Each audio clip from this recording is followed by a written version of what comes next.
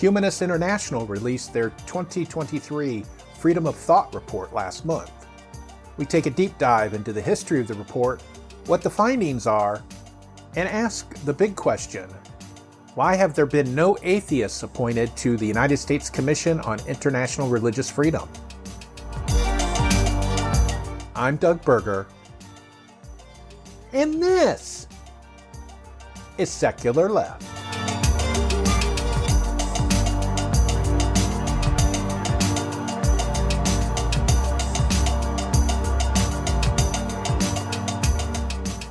One of the topics that we talk about quite a bit here on the podcast, and a topic that is important to humanism in general, is, of course, separation of church and state, but also as part of that, religious liberty, religious freedom. We're talking real religious freedom. Basically, that the government cannot prevent you from practicing your religion.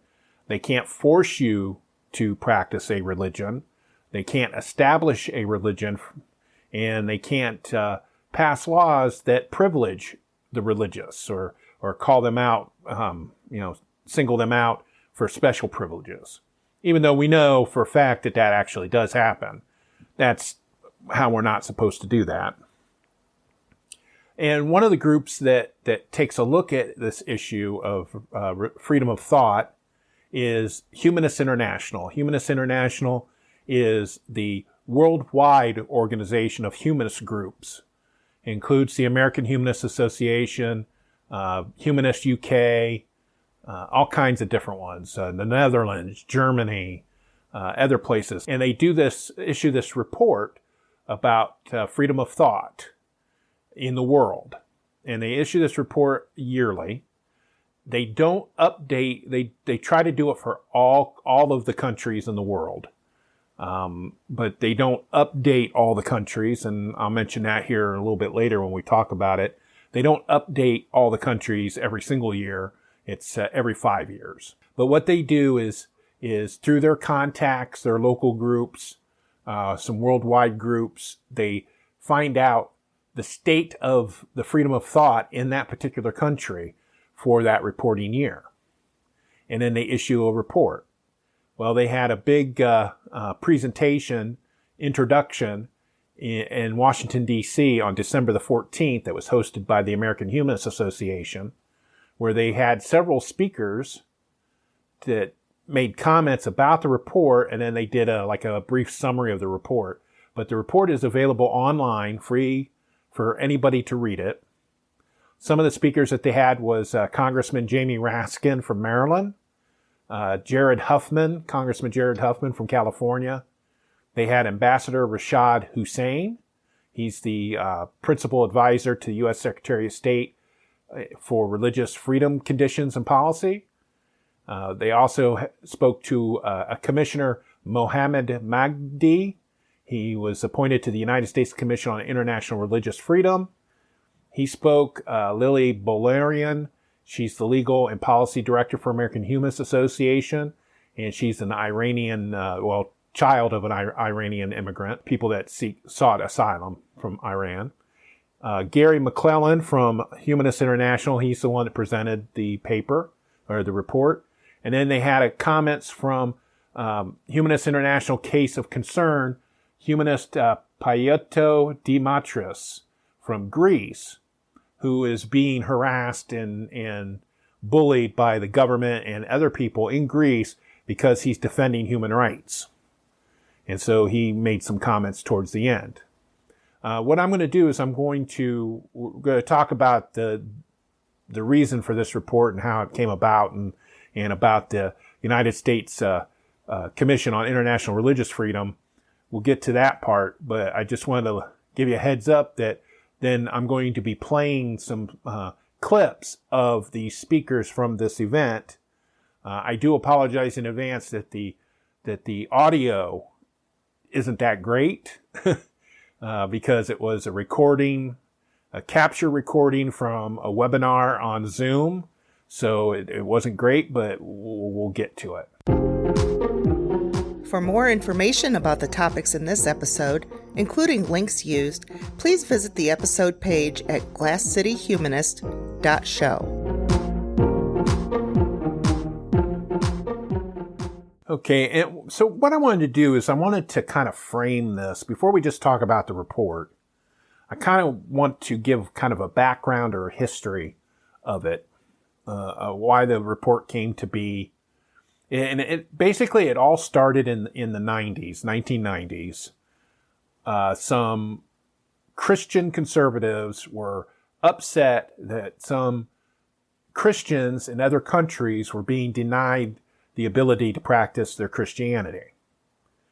And so what they wanted to do was they wanted to pass a law in the United States where it would require the Department of State to call out these countries that were violating people's religious freedom and punish these countries for doing it. I guess the United Nations Charter wasn't good enough for them. I'm not sure. But it was all in this the other part that came out of this too was Religious Freedom Restoration Act that has been used to privilege Christianity for many, many years. Also got its start here in the 90s. And I think it was all part of that whole concept that there was a lot of Christians in government believing that they were being persecuted, and they wanted to use the force of the state to stop the persecution. Now, on the surface, that seems like an okay thing to do. But again, as we've seen time and time again, when you try to protect people's religious freedoms, sometimes that gets used as a kugel to discriminate against religious minorities or people that aren't religious. So in 1998, there was a law passed, and it was called the International Religious Freedom Act of 1998. And that would basically set up this commission, the United States Commission on International Religious Freedom. And they would then make a report every year naming countries of concern that would be violating people's religious liberties, religious freedom. And of course, it was always the same group of countries. You had Iran, China, some of the Islamic countries. I think there was another one, Laos. And basically what it was is if you were harassing people, torturing them, to get them to obey your particular religion, or trying to maybe give death sentences to people that were practicing a religion that the government didn't agree with. And so they would get called out in this report. And it was supposed to be used then to leverage the negotiations for funds from the United States, support and art exchanges, things like that. You could say, well, you're on this list, you need to do better, or we're not going to work with you. That was the goal. Good goal. Religious persecution is not a good thing, no matter who's doing it for whatever reason. Well, the main problem, it took me a while to remember what it was, but one of the main problems I had with this, and this was during the time when I had just got into the humanist movement and got into being an atheist and no religion, and I was relatively pretty militaristic about it. One of the things that bothered me about this, and it also was related to them forming the Faith-Based Initiative office in the White House, is that this Religious Freedom Act that produced this report, it was biased towards Christianity, because that was basically the only thing that they were talking about. They weren't talking about Islamic people being discriminated against in Christian-dominated countries. It wasn't talking about Buddhists being discriminated against or anything like that. It was only, for most of the time, it only dealt with Christianity, like the Coptic Christians in Egypt and being discriminated against, and the Catholics and other Protestants in China being harassed, that sort of thing. And so I really didn't I really didn't support this International Religious Freedom Act and the United States Commission on International Religious Freedom.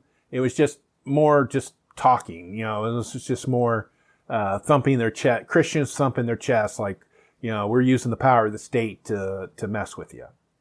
Well, other people have also saw that problem.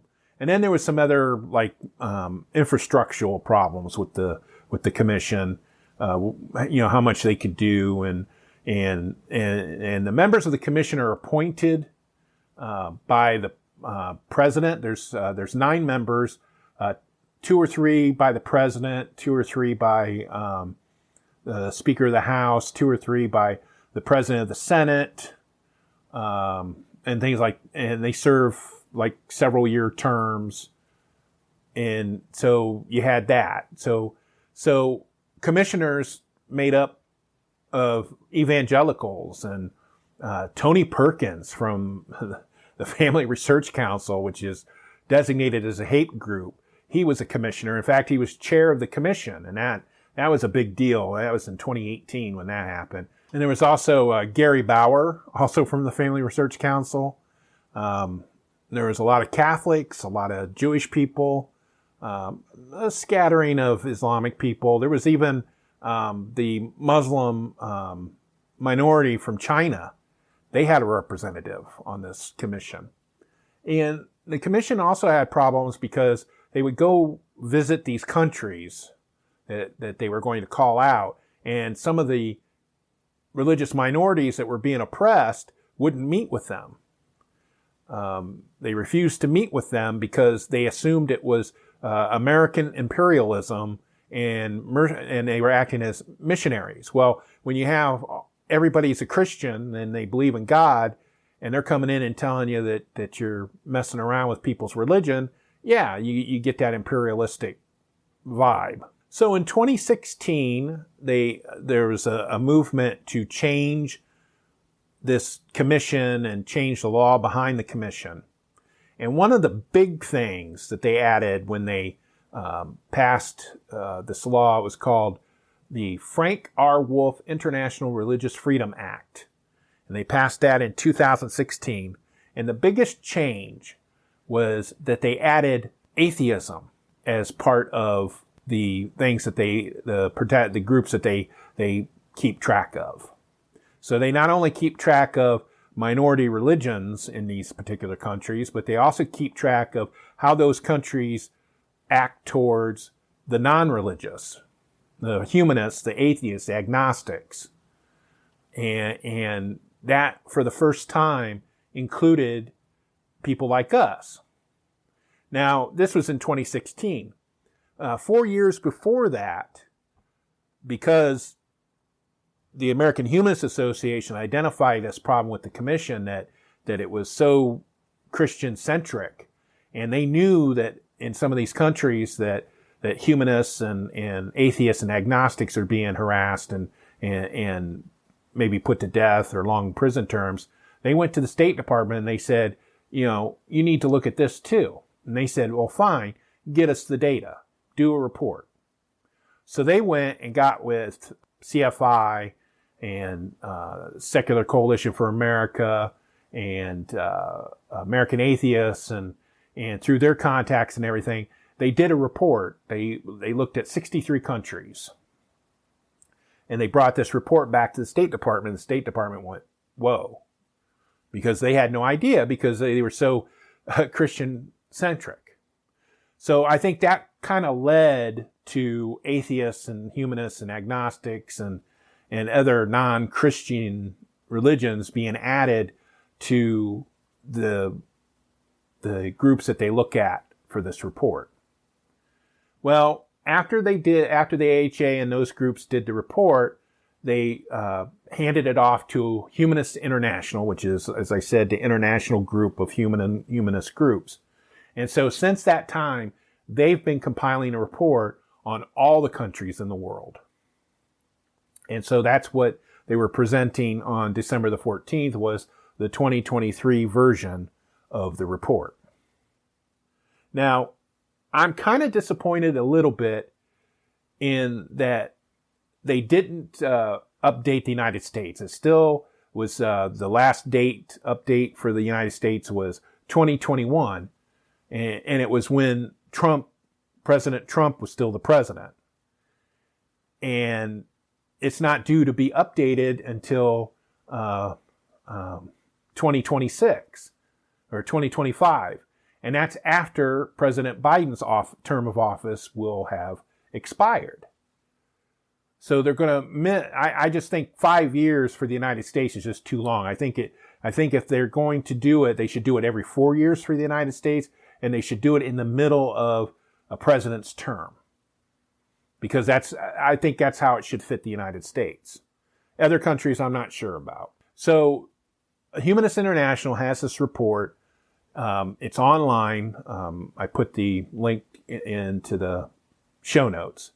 Oh, the other thing I wanted to mention too about the history of this report and the history of the United States Commission on International Religious Freedom is they had a list of former commissioners.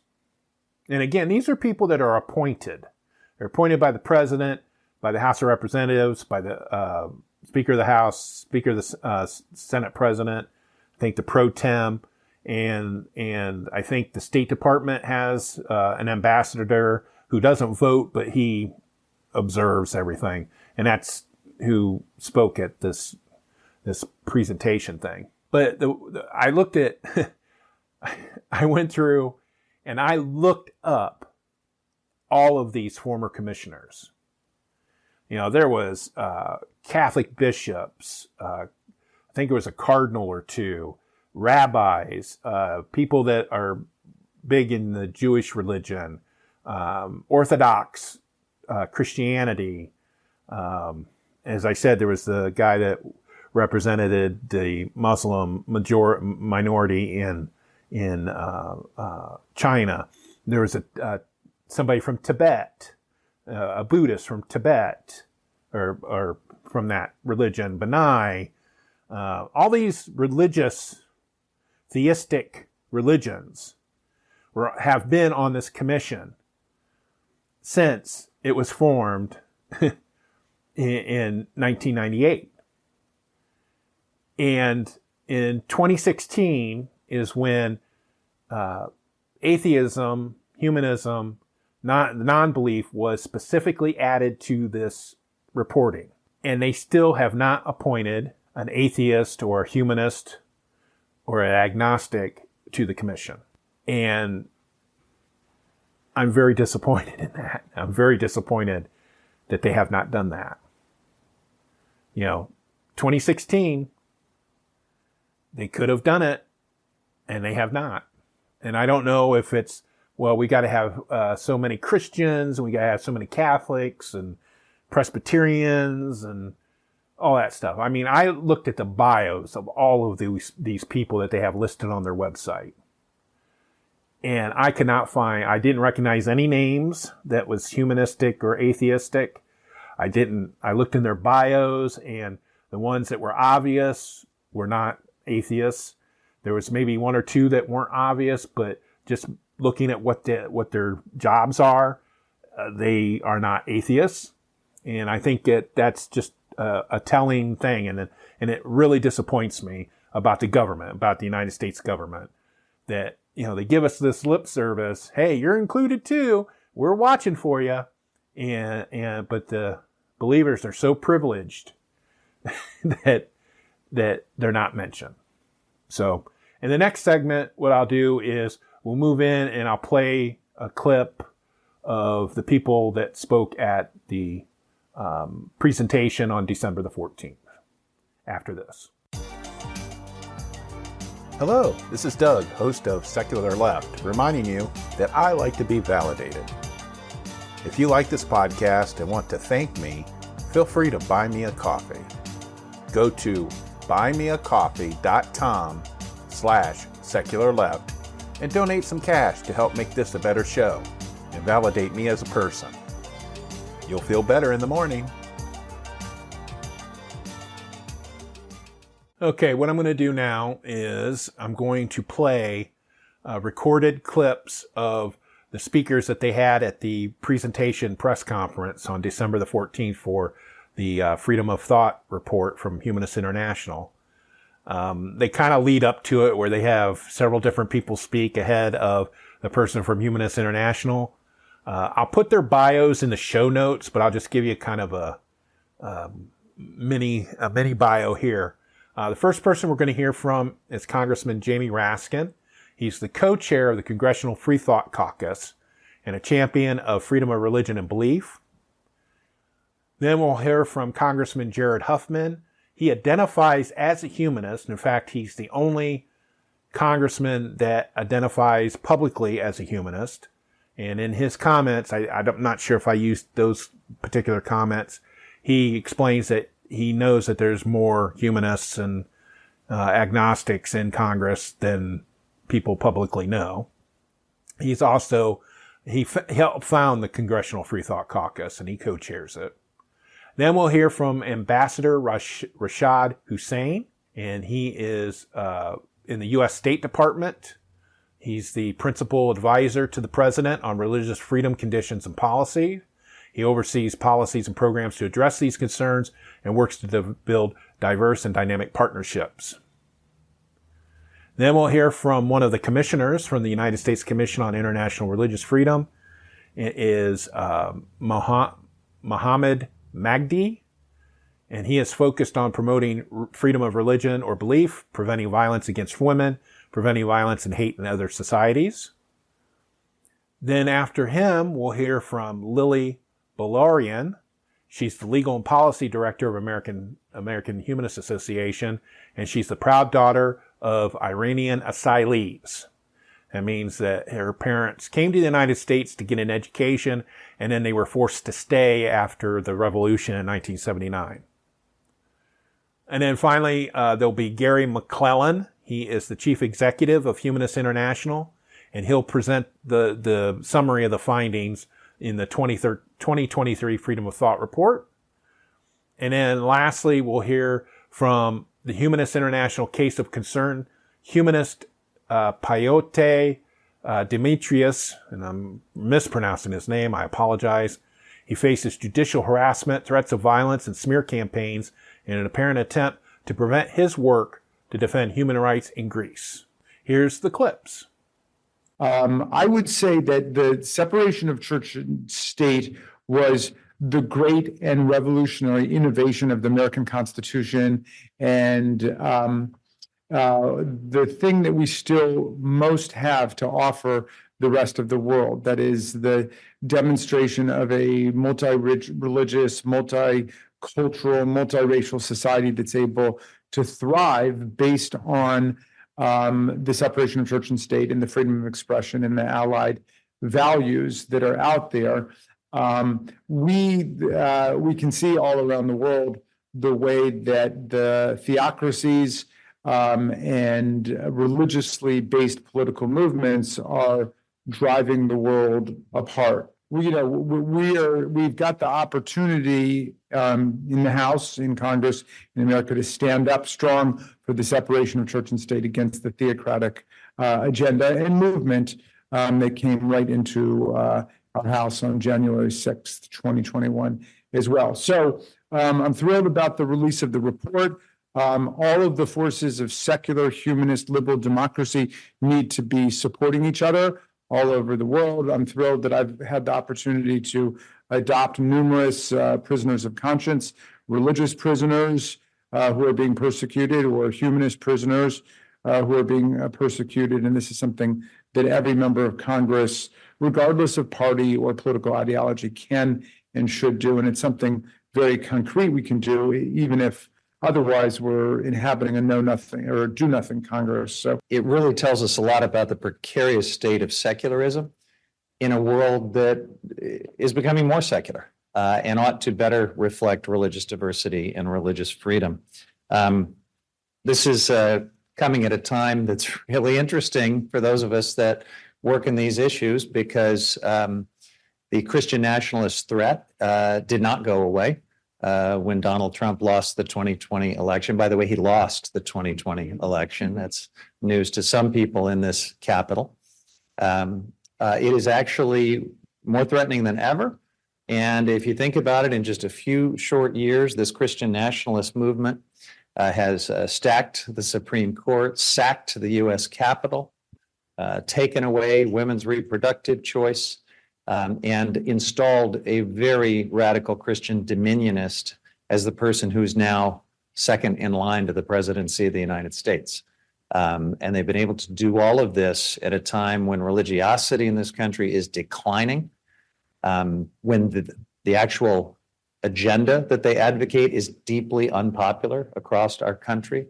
There are a number of reasons for how they've been able to defy political gravity like that, but it is a real threat to our democracy and certainly to the secular character of our republic and to all of the religious freedoms that all of you, I know, care so much about. I will tell you, though, there are a lot more humanists than just me in the Congress, and there are a lot more secularists and non-believers in this country than you see in the United States Congress.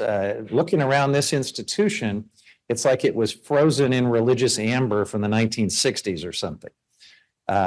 You've got pretty dramatic overrepresentation of Protestants, also overrepresentation of Catholics, a lot of overrepresentation of evangelicals in particular. I mean, the nones, people who don't subscribe to any religion, are a bigger group right now in America than Baptists and Methodists and Catholics and any number of other denominations that people think of as mainstream religious groups. So I think it's important that the secular community in this country feel its power, try to get as organized as possible. And the politics will at some point catch up.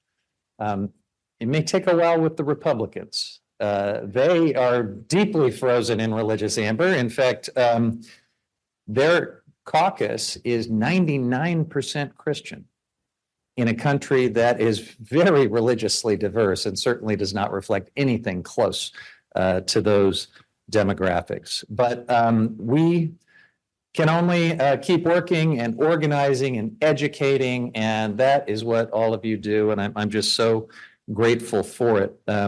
You know, the biggest, I think, takeaway from those who look at how humanists and atheists and other non-believers are treated around the world is that where they are discriminated against, there's almost 100% correlation of discrimination against other religious minorities. It is a very important red flag that religious freedom is not well when humanists and atheists are being mistreated anywhere in the world. So this report is super important. It should be important to everyone who says they care about religious freedom. But, you know, we've got a healthy debate here in the Capitol over what religious freedom even means. You are absolutely champions of religious freedom. And I want to thank you for that, and I want to appreciate it. I talked about the threat of Christian nationalists. You know, Speaker Mike Johnson is someone that I hope all of you will take some time to learn about. This is not some cartoonish threat that we don't need to take seriously. Speaker Johnson has spent his career not just being deeply religious, but trying to impose a very extreme set of biblical codes on the rest of the country and on millions of people who don't agree with him, don't have the same religious views, and certainly don't agree with this radical political agenda that he has been pursuing in the name of religion for his entire career as a lawyer, as a state legislator, and now, you know, we fear as the person who is second in line to the presidency of the United States. In my role as ambassador for international religious freedom, it's very important to me that we are out there for everyone. And so when we see members of religious communities being persecuted, we speak up. And we don't ask questions about, you know, what are the politics behind it and, you know, who's supporting this group and who's not supporting this group. It is our mandate and my obligation that I took the oath of office on to make sure that we are out there speaking up for everyone. And so when we see a sharp rise that we're seeing right now, for example, in anti-Semitism or the spike in Islamophobia, we're out there making sure that we're doing everything that we can. When we see religious minorities being persecuted around the world, we're out there advocating, meeting with governments, meeting with civil society, and making sure that our voices are heard. And very importantly, doing everything that we can to empower our civil society partners. As more than any other area that I've worked on in my career, civil society plays a really leading and critical role in advancing freedom of religion or belief. So it's something that's very important to me. I see it as my obligation under the Constitution as an officer of the United States, and something that's also very personal and important to me. And I will also say that based on my own teaching and upbringing, we have this tradition, this principle that in Arabic is la ikraha fi din. And the Imam here will know better than I do, but the meaning of this is that there's no compulsion in religion. You cannot compel, you cannot force somebody to adopt religion. And so it's very important for me to also make sure that we're doing everything when we uphold freedom of religion or belief to make sure that we're clear about the or belief part. And there are, as your report notes, people all around the world that are persecuted because they're humanists or atheists or have no particular religious belief. So we want to make sure that we are doing our obligation to be out there and speaking out when those groups are persecuted as well. As the Humanists International report makes clear, Article 18 of Universal Declaration of Human Rights protects the rights of an individual to reject any religion or belief, to identify as a humanist or atheist, and to manifest non-religious conviction through expressions, teaching, and practice. Despite this sweeping protections, the right to freedom of religion or belief of the non-religious is frequently overlooked. And very disturbingly, Humanists International found that the majority of countries around the world fail to protect the rights of humanists, atheists, and non-religious. USRIF is also closely monitoring and report violation committed against non-religious population. I will offer just a few brief observations based on our reporting. Government continue to use blasphemy law to target non-religious for punishment, including fines, imprisonment, death penalty. In September, USRIF released a report showing that 95 countries around the world have national level laws criminalizing blasphemy. The prevalence of blasphemy laws globally is concerning, given their clear inconsistency with international human rights law protections for both the right to freedom of religion or belief and the right to freedom of opinion and expressions. We have also been tracking cases of non-religious individuals who have been detained and imprisoned based on blasphemy allegation through our Frank Wolf Freedom of Religion or Belief Victim List. I don't know if you're familiar with that. Congress requires USRIF to maintain the victim list, which contain profiles of certain victims of religious persecution, including humanists. I encourage you all to consult with the victim of the list, the victim list, and if you know of any humanist or non-religious individuals who have been targeted or persecuted, I invite you to log into USRIF website and submit information for us to review. We'll welcome all of you participation so that we can become aware of those who've been persecuted around the world. In addition, the blasphemy laws, USRIF closely monitor legislation that criminalize or impose legal burden on individuals' freedom to convert from one religion or belief to another, or to non-belief at all, otherwise known as anti-conversion laws.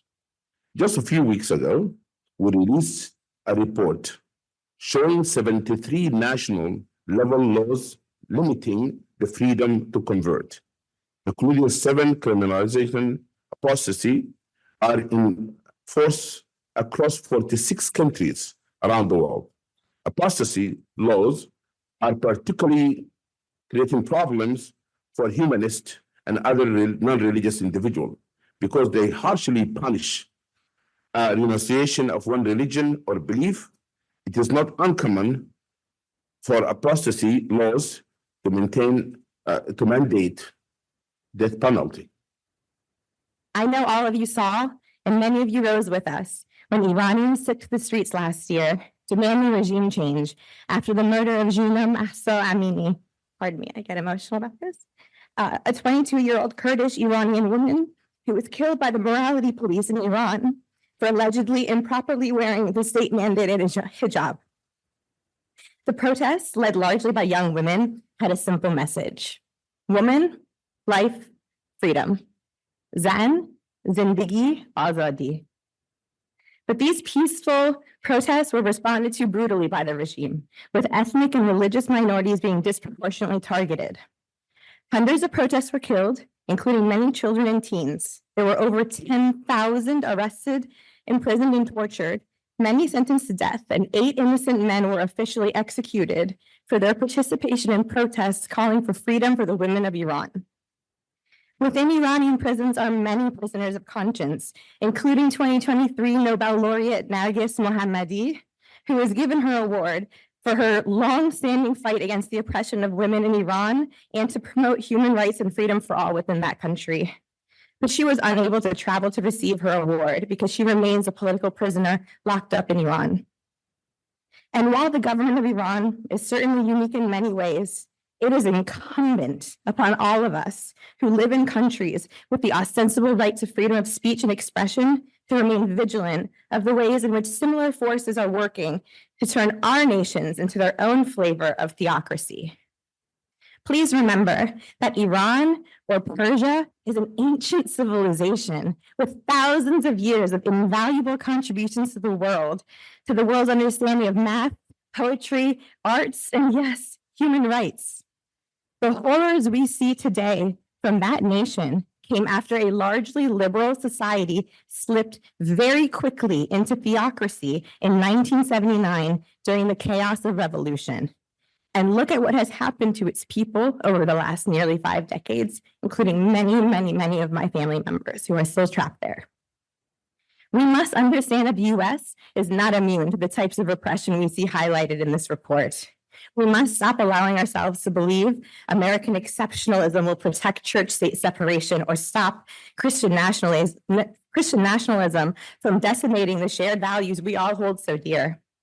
There is no legitimate question about whether or not the US is and was intended to be a secular nation, because our Constitution makes it extremely clear. Indeed, the very first line of the First Amendment reads, Congress shall make no law respecting an establishment of religion or prohibiting the free exercise thereof. Crystal clear to me. And so the United States has always claimed to be this bastion of freedom and civil liberties, an example to the world, a city upon a hill because of our outsized role in global affairs. But because of this, the US also has a solemn responsibility to ensure our secular and pluralistic principles remain strongly protected at home. But these very principles that make the US great are in danger. Indeed, in the United States, we're watching as religious fundamentalists and Christian nationalists are fighting to take hold of all of our institutions and redefine American democracy. From the courts to Congress to public schools and more, the attacks on the secular fiber of our democracy are increasing and coordinated. Just 2 years ago, a violent Christian nationalist insurrection took place right next door in the US Capitol building with the intent of thwarting our secular democracy by any means necessary. So we gather here today to launch the 2023 edition of the Freedom of Thought Report. The report is now in its 12th year. It scrutinizes the legal and human rights landscape for humanists, atheists, and non-religious people across the globe. Its findings compel us to reflect on the challenges at hand, and more importantly, to consider what actionable steps we can take together to build positive change. And I will have some suggestions for you all very shortly. Before we unpack the insightful analysis inside this year's report, allow me just briefly to outline the broader mission of Humanists International. For 7 decades now, Humanists International has been at the forefront of championing human rights, secularism, freedom of religion or belief for all on the global scale. With an unwavering commitment to defending human rights of atheists and the non-religious, Humanists International has become a powerful force for change. Through extensive research, advocacy, collaborative efforts with like-minded organizations, many of whom are here today, we strive to create a world where every individual can freely believe and express their beliefs without fear of discrimination or persecution. We ourselves are at the heart of a global network of 130 organizations that strive to do this all around the world, many of whom I know are watching today from all around the world. I think the Freedom of Thought report really stands as a testament to our ongoing commitment to shed light on the challenges faced by non-religious individuals and mobilizing collective action for inclusive change on this important agenda. Moving on to some of the contents of the report, our examination reveals a very disturbing reality where humanists face discrimination in 186 countries around the world. For those of you that are doing the maths, that's quite a lot. Depending on how you count them, almost all. This discrimination takes various forms, ranging from overt marginalization, violence, legal prohibitions against identifying as atheist or non-religious. It's crucial to dissect this nuanced aspect of this discrimination so that we can craft effective strategies for progress. In 11 countries, government figures or state agencies openly marginalize, harass, or incite violence against the non-religious. In 15 countries, it is illegal or unrecognized to identify as an atheist or a non-religious person, infringing upon the fundamental right to express one's beliefs. The report uncovers instances where a state religion limits the rights of those who do not adhere to the prescribed belief system. In 23 countries, non-religious individuals are barred from holding certain public offices, impeding their full participation in civic life. Moreover, as has been mentioned by our distinguished guests, blasphemy remains a punishable offence in at least 87 countries, perpetrating the outdated and regressive norms associated with that practice. Religious courts influencing family or moral matters in 48 countries raise concerns about the separation of religion and state. Discriminatory funding of religion in 85 countries exacerbates inequality, while 32 countries make it difficult or illegal to run overtly humanist organizations. Mandatory religious instruction in state-funded schools without a secular or humanist alternative exists in 33 countries around the world, highlighting the need for inclusive educational environments. The Key Countries edition of this report, which is the one which is available for you today, the Key Countries edition of this report underscores the global nature of this challenge. It examines countries with different forms of governments, ranging from democracies to absolute monarchies and theocracies. The inclusion of countries includes Australia, Brunei, Burkina Faso, Canada, the Czech Republic, Iran, North Macedonia, Russia, Slovakia, and Zambia, and it reveals the widespread nature of the issues which confront us. So, what actionable steps can we take to address this global challenge? I'm going to address some of my points, I think, to our partners that are in this room and also generally to the US government, since we're here and we have the opportunity. The first one I want to say is that we have an opportunity through our own diplomatic advocacy opportunities as NGOs, but also obviously with the weight of the US government. We feel that we should really leverage the opportunity of US foreign policy and diplomatic advocacy to make sure that freedom of religion or belief for all, a genuine and inclusive freedom of religion or belief for all, is one of the many important human rights factors that is taken into consideration in foreign policy interactions. It's very important, I think, has been touched upon earlier, when we talk about freedom of religion or belief, and I think that terminology is very important, we have to avoid an idea of an exceptionalist form of religious freedom. When we talk about freedom of religion or belief for all, we need the balancing of rights of every individual to freely express their genuinely held beliefs. And we need to avoid this idea that religious freedom somehow trumps other human rights. We have to make sure that we're moving forward in an integrated, balanced way with all human rights, of which freedom of religion or belief is an important one. Foreign aid conditions is another issue I want to mention. It's become common in recent years for foreign aid to be directed through religious organizations on the ground in many countries.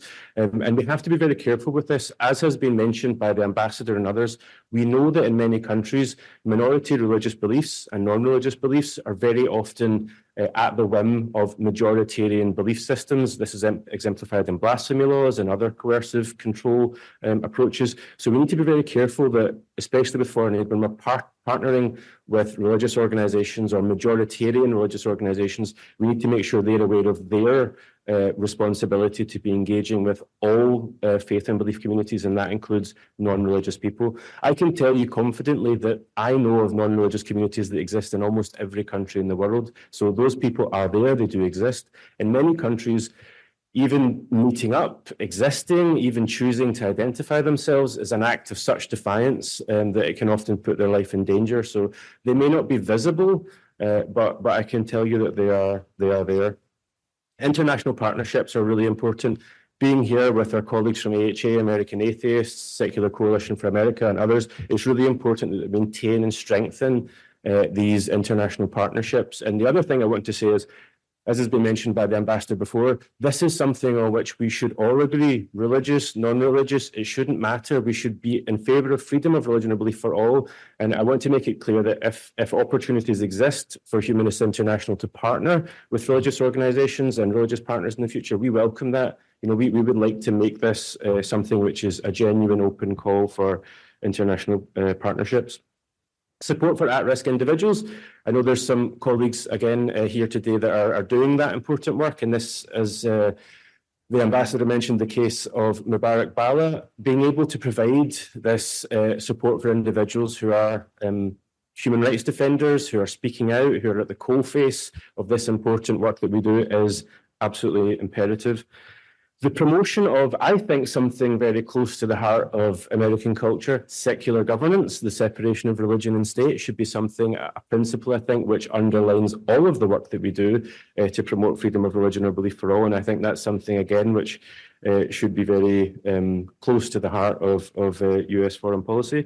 And the last thing I want to say is educational initiatives. So again, with some of the partners in this room, Humanists International has been very privileged to work with a number of organizations providing inclusive education opportunities, training opportunities about the important fundamental right of freedom of religion or belief for all. And we welcome that, and we look very much forward to what opportunities there might be in the future to strengthen that work. So, in conclusion, I think we really stand here at the intersection of a challenge and an opportunity. We should be drawing inspiration from the rich tapestry of human resilience and the enduring memory of those who have dared to question dogmas. The Freedom of Thought report not only serves as a mirror reflecting the injustices faced by many, but it also beckons us to be the architects of change. It's a rallying cry for governments, civil society, CSOs, and individuals to unite in a shared commitment to dismantle the barriers that stifle freedom of thought, conscience, religion, or belief around the world. We must forge new partnerships and strengthen existing alliances to make sure we can do this important work. And together, as partners and allies, we can usher in an era where the freedom of thought flame burns brightly for all. Thank you very much. Colleagues, esteemed guests, and advocates for freedom and human rights. Thank you for gathering here today at the launch of the 2023 Freedom of Thought Report. It is both an honor and a privilege to stand before you, sharing my journey as a human rights defender and a proponent of humanist values in Greece.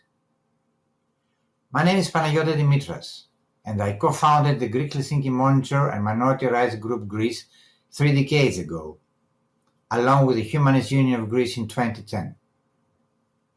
Our journey as humanists and defenders of human rights has been fraught with challenges and obstacles.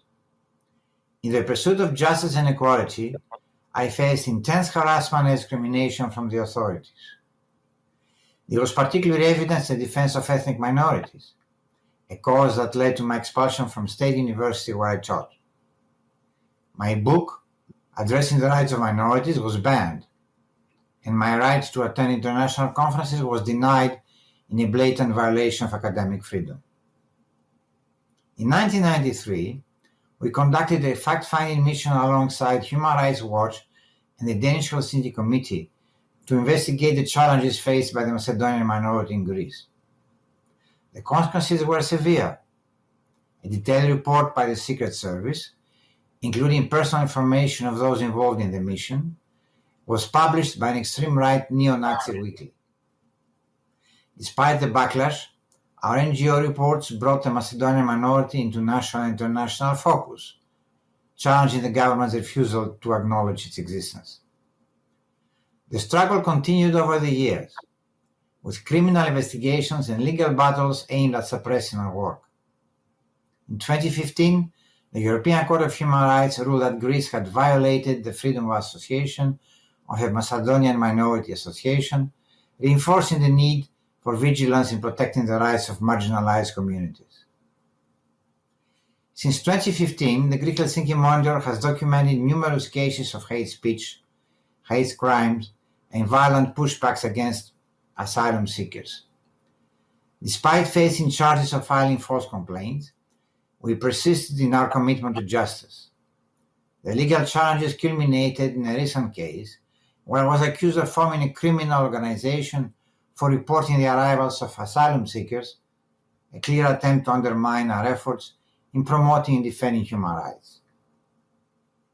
This year, my personal and professional life has been marred by restrictive measures, a travel ban, and the freezing of a bank account, all orchestrated to pressure me into abandoning my work.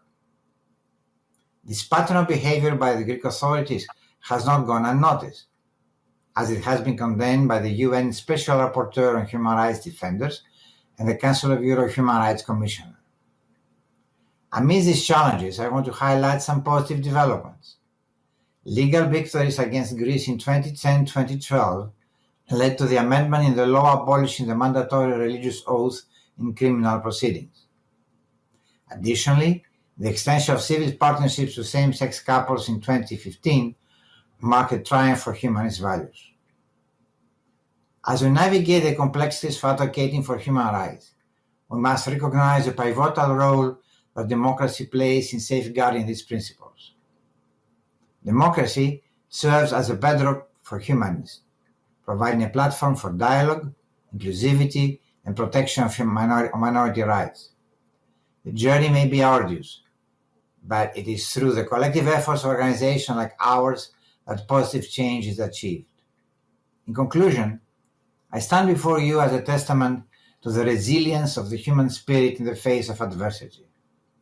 The struggles we endure are not in vain, and the pursuit of justice and human rights is a noble cause for fighting for. As we launch the 2023 Freedom of Thought Report, let us renew our commitment to defending the rights of all individuals, irrespective of their background or beliefs. Thank you. Thank you for listening to this episode. You can check out more information, including links to sources used, in our show notes on our website at secularleft.us. Secular Left is hosted, written, and produced by Doug Berger, and he is solely responsible for the content. Send us your comments, either using the contact form on the website or by sending us a note at comments@secularleft.us. Our theme music is Dank and Nasty, composed using Amplify Studio. See you next time.